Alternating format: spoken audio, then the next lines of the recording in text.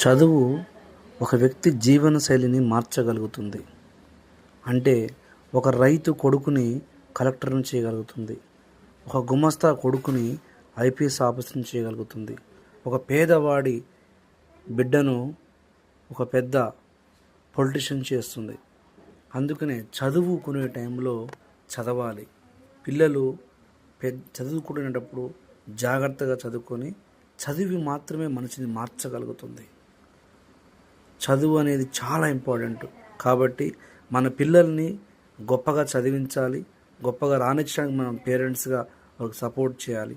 మనం ఎన్నో ఆస్తులు కొన్నా అది పనికిరాదు, కానీ మన పిల్లల భవిష్యత్తు వారి చదువు మీద ఆధారపడి ఉంటుంది. చదువు ఉంటే మనిషికి బుద్ధి, జ్ఞానము, తెలివి ఉంటుంది.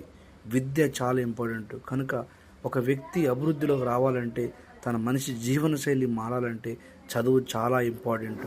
కనుక ఆ చదువు మన ఇంపార్టెన్స్ ఇవ్వాలి. అప్పుడే మన పిల్లలు ఉద్యోగంలో, వ్యాపారంలో, అన్ని విషయంలో వాళ్ళకు ముందుకు